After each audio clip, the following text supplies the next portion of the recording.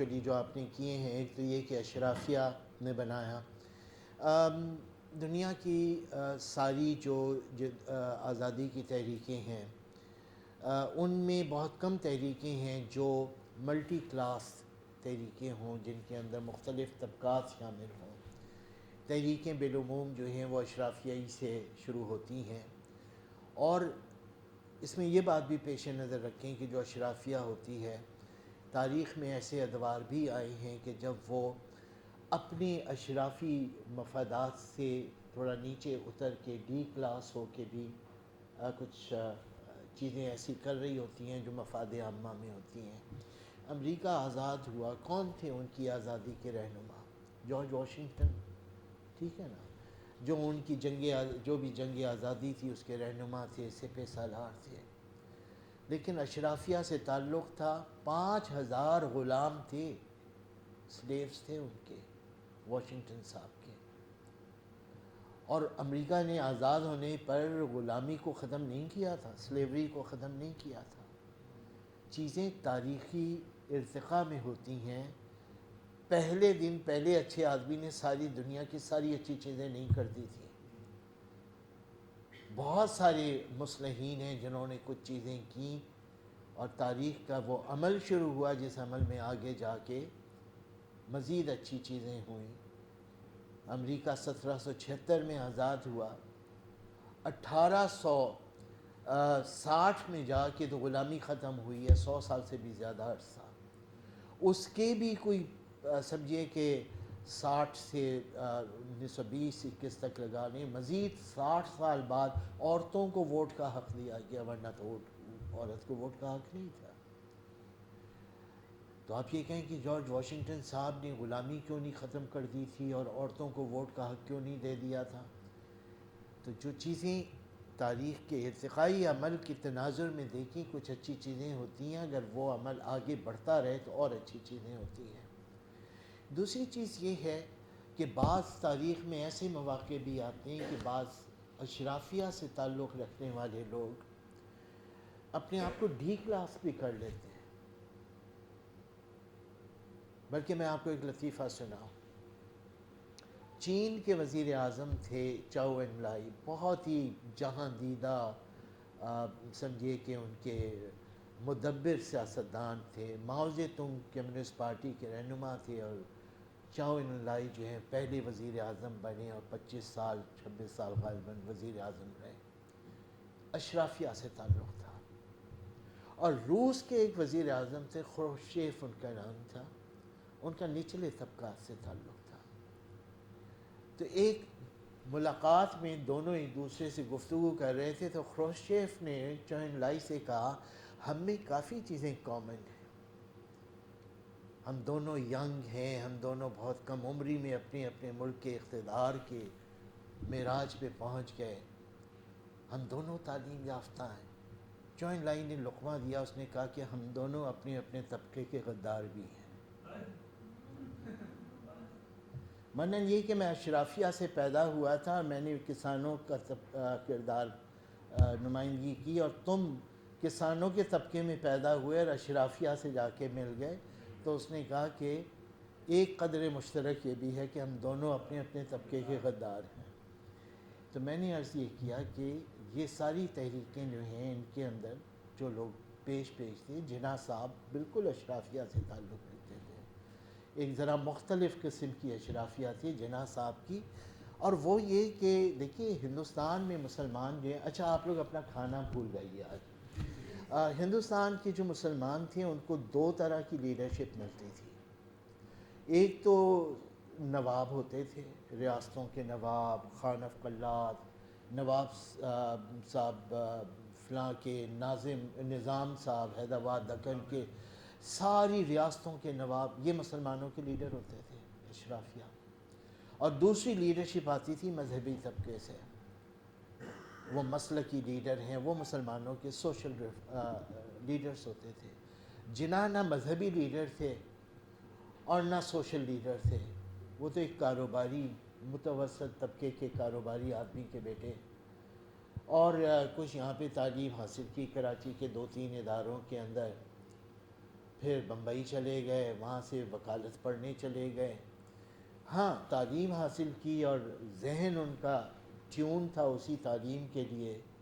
ہوتا ہے نا، مطلب جناح صاحب اگر فرض کیجئے کوئی زباندان بن رہے ہوتے تو شاید اتنے اچھے نہ بنتے. لاء پڑھا اور لاء میں ان کا دماغ چل گیا. تو متوسط طبقے کے آدمی. یہ الگ بات ہے کہ انہوں نے بہت پیسہ کمایا. یعنی جب وہ برطانیہ سے یہاں آ رہے تھے تو انہوں نے اپنے آپ سے وعدہ کیا کہ میں اب روزانہ 1500 روپے کماؤں گا.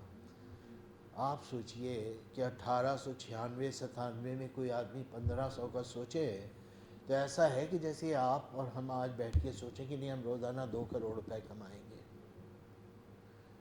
اب آپ ذرا حساب لگا لیں قائد اعظم کے انتقال پر ان کے اثاثے کتنے تھے، تو 1500 تو یومیہ بہت ہی کم رقم نظر آئے گی آپ کو. انہوں نے کہیں زیادہ کمایا.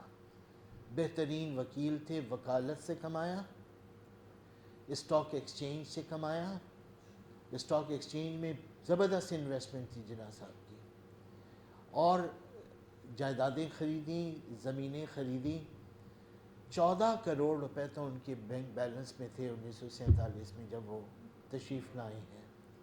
پھر انہوں نے اپنے اثاثے اپنی زندگی میں تقسیم بھی کر دیے کہ کیا چیز جو ہے وہ پشاور یونیورسٹی کو دینی ہے، کیا چیز سندھ مدرسہ کو دینی ہے، کتنی اپنی بہنوں میں تقسیم کرنی ہے. اوورلی رچ آدمی. لیکن جس وجہ سے ان کی دیکھیے امیر ہونا اور ایماندار ہونا بڑا مشکل یہ ہے. آج تو یہ ہے کہ کسی کی عمارت دیکھیں تو بغیر سوال کیے سوچ لیں کہ کچھ نہ کچھ کیا ہوگا، ٹیکس چرایا ہوگا، کچھ نہیں تو. اب جناح صاحب کے میں نے پیپرز دیکھے ہوئے ہیں. وکیل کی حیثیت سے بل بن رہا ہے. ان کا جو اسسٹنٹ ہوگا، کلرک ہوگا، اکاؤنٹنٹ ہوگا، اس نے موکل کو جو لیٹر دیا ہے اس میں دیا ہے کہ جناح صاحب بھوپال میں پیشی کے لیے جا رہے ہیں، اس کے لیے تو انہوں نے دیا ہے کہ یہ بمبئی سے جس وقت ٹرین میں چلیں گے تو ٹرین کا ٹائم ایسا ہوگا کہ اس دن بمبئی کی کورٹ وہ نہیں اٹینڈ کر سکیں گے، اس کے اتنے پیسے. اور جس دن وہ بھوپال سے واپس آئیں گے تو شام کو پہنچیں گے، اس دن بھی وہ بمبئی کی کورٹ میں کوئی پیشی نہیں لے سکیں گے تو اس کے اتنے پیسے. یعنی ایک پیسہ اپنا نہیں چھوڑتے تھے. اور ٹائپ ہوا ہوا بل ہے، اس کے اندر ٹوٹل کو کاٹ کے انہوں نے یہ پیسے ایڈ کر کے نیا ٹوٹل ہاتھ سے لکھا ہوا ہے. تو میں یہ کہتا ہوں کہ جناح صاحب کے فیئر ہونے کا، امیر ہونے کا تو راز یہ ہے کہ اپنا ایک ہائیسٹ ان کے وہ تھے وکالت کے ریٹس، اور ایک پیسہ اپنا چھوڑتے نہیں تھے. اور دوسری طرف عالم یہ تھا کہ 7 اگست کو وہ فائنلی پاکستان تشریف لائے، جسے 7 دن بعد 8 دن بعد آزاد ہونا تھا. دہلی سے چلتے وقت جو آخری کام جناح صاحب نے کیا ہے وہ بجلی کا بل آیا ہوا تھا 7 روپے کا. 7 روپے کا چیک لکھ کے ملازم کو دے کے آئے کہ یہ بینک میں جا کے جمع کرا دینا. آپ مجھے بتائیں، مجھے اگر پاکستان ہمیشہ ہمیشہ کے لیے چھوڑ کے جانا ہو اور میرا 2000 روپے کا بل آیا ہو، میں اس کی طرف دیکھوں گا بھی نہیں. یہی وجہ ہے کہ ان کے مخالفین ان کے اوپر کبھی انگلی نہیں اٹھا سکے. ان کی عمارت اتنی تھی کہ ایک صاحب نے کتاب لکھ دی ہے قائد اعظم کی جائیدادوں کے اوپر، اور رتی جناح پہ کتاب تو ہم نے چھاپی پاکستان اسٹڈی سینٹر سے، جس میں رتی جناح، وہ بھی بڑے امیر ماں باپ کی اکلوتی اولاد تھیں، ان کے 70 باکسز کی ڈیٹیلز ہم نے چھاپی ہے، جس میں دنیا کا کون سا ہیرا نہیں ہے اور گولڈ کی کون سی چیز نہیں ہے. یہ تو وہ چیزیں تھیں جو ان کے زیورات تھے رتی جناح کے. پھر انہیں اپنے باپ سے بھی اور جناح صاحب سے بھی جو چیزیں ملیں، پینٹنگز، کروڑوں کی مالیت کی وہ پینٹنگز تھیں جن کے بارے میں کچھ نہیں پتہ وہ کہاں گئیں، کیونکہ ہندوستان کی ایک ہسٹورین آئی تھیں اور انہوں نے ہمیں کافی ٹٹولا کافی پوچھا کہ کوئی ہمیں اشارہ مل جائے کہ جناح صاحب کہاں سے گزرے تھے، ہم وہاں پہ جا کے معلوم کر لیں کہ ان کی کوئی پینٹنگ وہاں ہے کہ نہیں ہے. لیکن میں نے ان سے کہا کہ بھئی یہاں ڈھونڈنے کے بجائے بمبئی میں ڈھونڈیے. اور کیونکہ رتی جناح صاحب سے جب ان کی کچھ علیحدگی کی کیفیت ہوئی تو وہ تاج ہوٹل میں شفٹ ہو گئی تھیں اپنی بیلیوں کے ساتھ، تو شاید پینٹنگز بھی وہ وہاں لے گئی ہوں. تو وہاں جا کے معلوم کریں. کہنے کی وہ میں ساری انویسٹیگیشن کر چکی ہوں، ہمیں نہیں پتہ چلا وہ پینٹنگز کا، کروڑوں کی مالیت کی پینٹنگز. تو on the one hand he was overly rich, on the other hand he was quite fair in his financial matters. اتنے تھے اس معاملے میں فیئر کہ لاہور میں گورنر ہاؤس میں کوئی ڈنر ہوا تھا، اس کی شاید تفصیلات ہیں کہ وہاں پہ آخر میں ویٹرز وغیرہ کو ٹپ جو دی گئی تو جناح صاحب نے علیحدگی میں پوچھا یہ ٹپ کہاں سے دے رہے ہیں، تو انہوں نے کہا کہ یہ جو آفیشیل سینکشن ہوا ہے پیسے ڈنر کے لیے اس میں سے دے رہے ہیں. انہوں نے کہا ٹپ کا لکھا تھا اس میں. انہوں نے کہا نہیں، کہ آپ اپنی جیب سے دیجیے. سرکاری خزانے کا اتنا احتیاط. فاطمہ جناح کے ڈرائیور سے میں نے قائد اعظم کے ڈرائیور سے میں نے اپنی کانوں سے سنا، یا میٹروپول میں ایک سیمینار میں بتا رہے تھے، کفایت خیالی کا یہ عالم کہ جسے میں اور آپ، سچی بات ہے، کفایت خیالی کے علاوہ کچھ اور کہیں گے. فاطمہ جناح ملازمین پہ ناراض ہو رہی ہیں کہ کل 6 کیلے تھے، 2 بھائی نے کھائے 2 میں نے کھائے. نہیں، 5 کیلے تھے، 2 بھائی نے کھائے 2 میں نے کھائے، تو 1 کیلا کہاں گیا؟ گورنر جنرل ہاؤس میں تلاشی ہو رہی ہے کہ وہ 1 کیلا کس نے کھایا تھا. تو اس طرح کی چیزیں. کہنے کا مطلب یہ ہے کہ وہ جو آپ کہہ رہے ہیں نا کہ اشرافیہ، آئی ایم سوری میں نے اتنا ٹائم لے لیا، کہ اشراف ہیں مذہب کا کارڈ کا یہ ہے کہ آپ اسے اس طرح سے بیان کر لیں کہ یہ مذہب کا کارڈ تھا.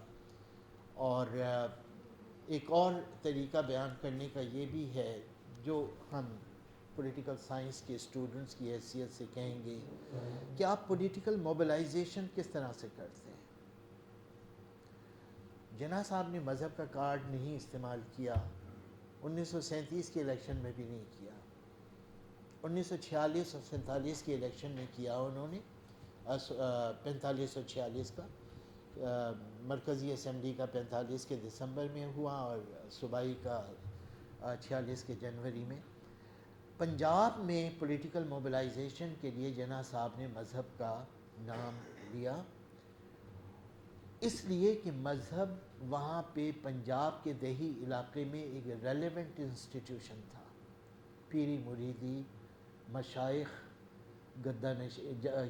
کیا بولتے ہیں گدی نشینی، یہ یہاں تک کہ جو گدی نشین نہیں تھے فیوڈلز وہ بھی گدی نشین بن گئے. سرگودا کے نون فیملی یا حیات فیملی، شوکت حیات وغیرہ، یہ سب گدی نشین بن گئے. اب شوکت حیات نیوی سے ریٹائر ہو کے آئے تھے اور اپنے گاؤں آن کے گدی نشین بھی بن جائیں. یہ سب کچھ ہوا اس لیے کہ پولیٹیکل موبلائزیشن کے لیے یہ کیا جا رہا تھا. اچھا ہے کہ نہیں ہے مجھے نہیں معلوم کہ کیا اس کے اوپر ویلیو ججمنٹ کیا ہوگا. میں ذاتی طور سے ناپسند کروں گا مذہب کو پولیٹیکل موبلائزیشن کے لیے استعمال کرنا، لیکن جو حلقے انوالو ہوتے ہیں، جو الیکٹریٹ انوالو ہوتی ہے، وہ یہ سوچ رہی ہوتی ہے کہ اس سے ہماری کچھ مذہبی آئیڈیلز جو ہیں ان کی تکمیل ہو جائے گی، تو وہ پھر ان کو ووٹ بھی دے رہے ہوتے ہیں. ذرا مشکل ہے اس طرح کی کسی سیاسی مہم کا تصور کرنا کہ جس میں آدمی جا کے صرف پولیٹیکل پروگرام پیش کر رہا ہو اور نہ اس سے زبان کی بنیاد پہ اور نہ اس کی نسلیت کی بنیاد کے اوپر، نہ مذہب کی بنیاد پہ اپیل کر رہا ہو، اور صرف یہ کہہ رہا ہو کہ میں اکنامک ڈیولپمنٹ کروں گا، میں پلاننگ اس طرح کی کر لوں گا. ذرا مشکل ہے اس طرح کا. سر میرا کوئی سوال نہیں ہے،